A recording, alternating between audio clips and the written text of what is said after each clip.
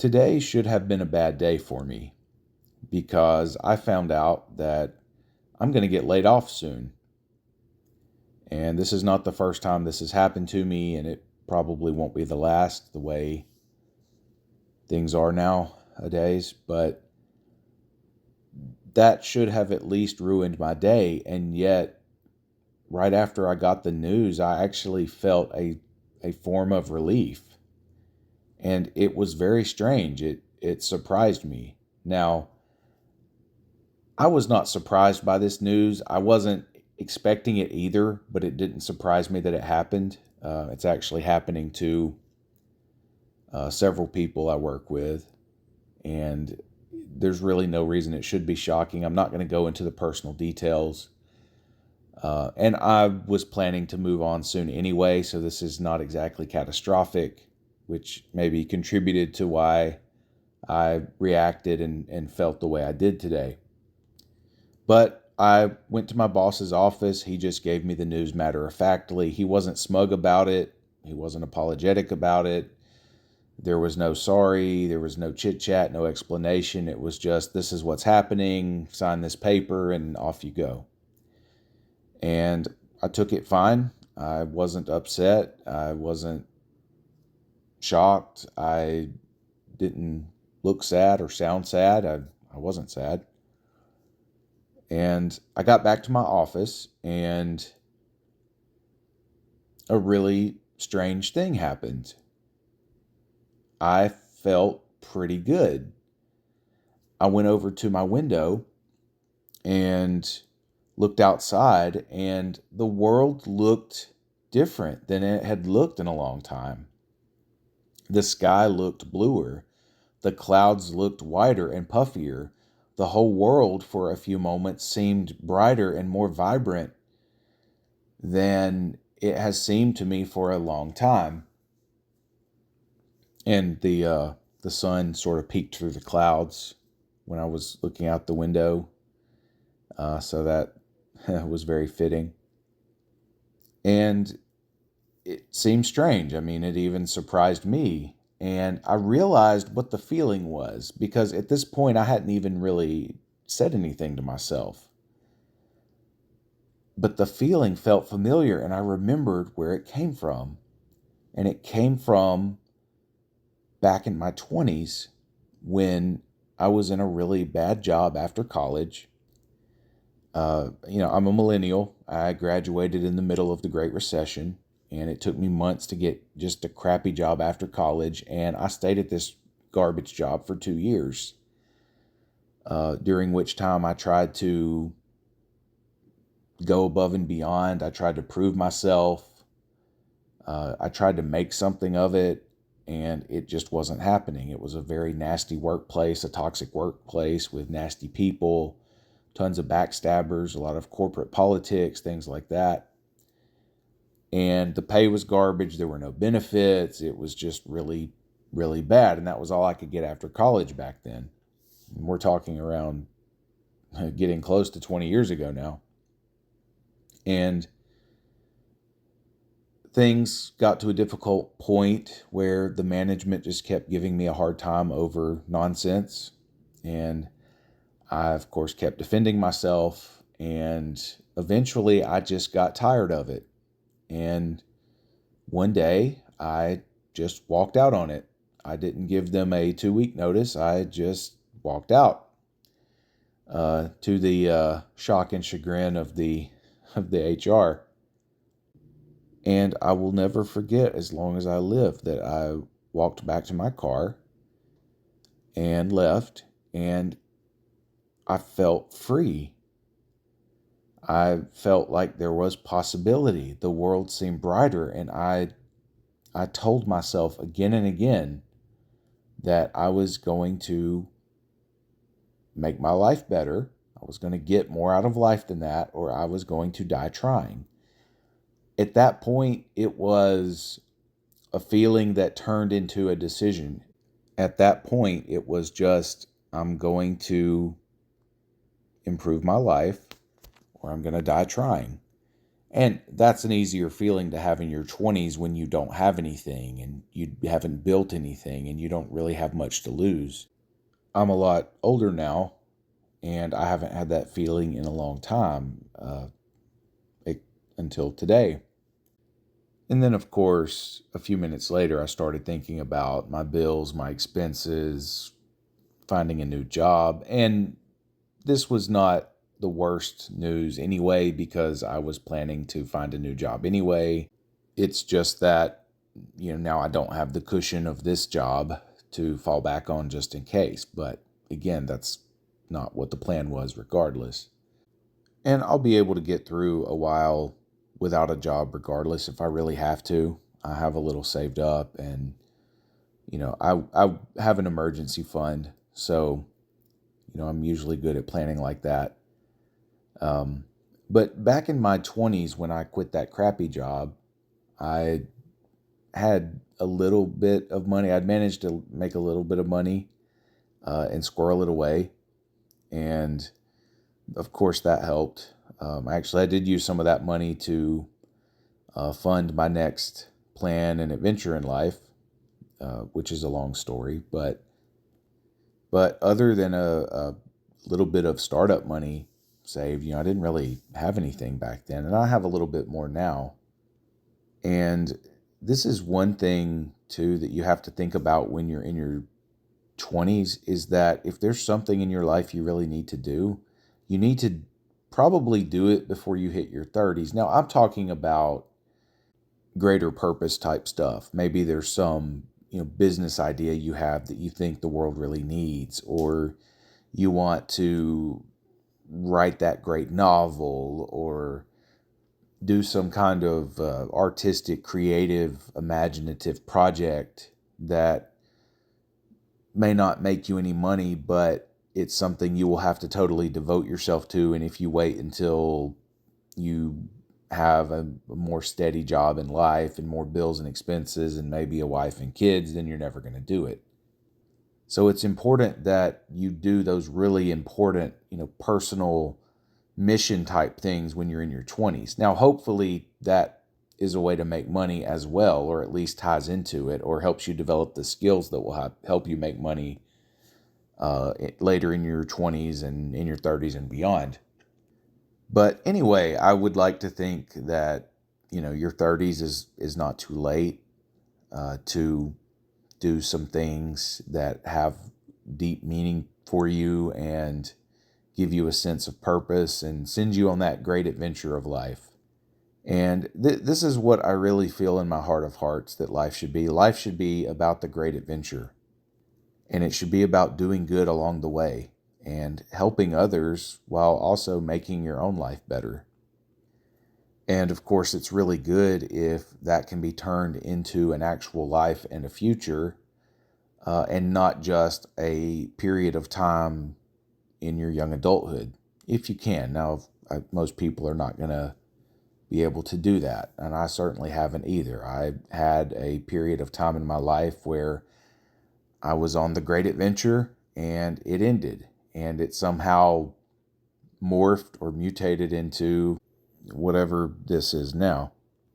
And even now, sometimes I will think that the worst thing a man can have is a retirement plan, because it is, in a way, it is just saying, I give up. I submit myself to the system. I submit myself to the life script that says, well, you got to put X number of dollars away for retirement, and you're not really going to live now. You're going to live at maybe 65 plus if you're lucky. You got to make it there first, and then of course you got to save up money and along the way and plan for retirement, and then you got to hope that things are still working well enough that when you get there, that money will actually be worth anything. Which, the way things are deteriorating, that seems more and more dubious every year. I certainly hear, I listen to a lot of people on the internet, on YouTube, and I listen to Gen Z and, of course, millennials like myself and baby boomers and Gen X. And there are a lot of people who are struggling, even people who've been working and planning for retirement for years and decades. They're still struggling. There's different levels of struggle and different kinds of struggle, but of course, it all relates back to things have just gotten really out of control. Things are spiraling, and there's no real stability or certainty. There's no plan you can follow like there was once upon a time that will get you the American dream lifestyle and all this. So to tie it back to sort of how I felt earlier today, um, if you've got something you need to do, then today is the day to do it. Today is the day to start it. Don't wait until you're in your 30s or even your late 20s. If you need to do it now, do it. Find a way. Take a chance. And I don't mean be stupid. I don't mean be crazy with things and, take insane risks. I'm not talking about that. But I am saying you can make some calculated risks and you can take some chances that if they don't go right, if they don't go well, it's not the end of the world. And that especially makes more sense if you're already not really heading towards any place in particular. Now look, if you have a 6-figure job, which I hear that's not really that great anymore either, or if you're already married and you have 2 kids, if you can afford them, and things are stable and you've got your 2 weeks of vacation every year and you're good with all that and you've got your life set up, I'm not saying that you should do anything. And regardless, you shouldn't do anything rash or stupid or crazy. And that's not what I'm saying. If you've already got a good life, and look, maybe you're 44 years old, you've been married for 12 years, and you have 2 kids, and you have the proverbial white picket fence, and it sucks how expensive things are, but you're making it and you're doing fine and you're putting money away for retirement. That's great. And I'm not saying you should abandon that kind of life. And I'm not saying that you shouldn't shoot for that kind of life if you're, say, 22 and about to graduate and don't really know what you want to do or what you can do. But what I am saying is that if you are, early 20s, that's the time to really do stuff. Now, whatever you do, like let's say you do creative stuff in your 20s, it's probably not going to be that good, at least not at first. And that's fine. That's okay. Because everyone has to start somewhere and everyone has to learn. And everyone has to start at a lower level before they level up, before they get better at stuff. So, I don't know, let's say you make music. Well, the music you make at 22 is probably, in a lot of ways, not going to be as good as the music you would make at 28. Of course, something creative and passionate like music, maybe in some ways it would be better because your emotions tend to fly higher, when you're in your 20s than if you're in your 30s or 40s and beyond. So it could depend. Now, maybe something like writing. Let's say you want to be a novelist. Well, your novels from your 30s or 40s would probably be better than the novels in your 20s. Because things like that, of course, require the creativity and the ability to give emotional impact to your writing, but it also requires things like life experience to be good. But that's okay. That's just how it is. That's just how the process is. So if you're 23 years old and you just really want to be a novelist, don't say, oh, I want to be a novelist by the time I'm 25. No, you're a novelist now. Start that novel. If you have got a novel that you are working on every day, you are a novelist. You are a writer. You are a storyteller. If you are 25 years old and you make music and you work on your music every day and you're trying to implement music theory to make the kind of music you want to make, whatever it is, if you are doing that, then you are a musician. You're a music maker. You're an artist. People hear terms like, oh, artist, writer, musician, and they always think big time, right? Like if you tell someone you're a writer, their minds automatically go to like Stephen King or something. Whereas most writers are not nearly what Stephen King is. They don't have nearly what he has or that kind of career, and most never do. Most books, I forget the exact stat, but most books don't, and I'm talking about books that go to publishing houses for traditional book deals. Most books don't and have never sold that many copies. It's more of a dream, especially financially, than anything else. And again, that's okay. That's just what it is. So, most writers, if they get a book published, it's very unlikely that it's going to sell really well. If they do freelancing, they're pretty much most of them are making probably minimum wage or $10 an hour or whatever. It's not glamorous good money by any means for most writers.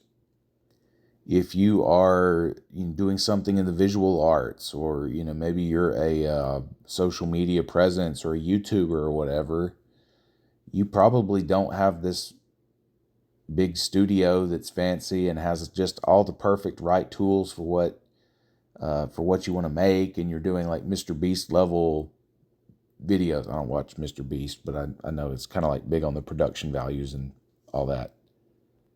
But go for sincere, genuine, honest, candid art. Whatever your art is, writing, music, visual arts, entertainment, whatever it is, just go for the good stuff. And even without a big budget and all the perfect tools and everything being optimized, just do it. Just give it a shot. Give it a try.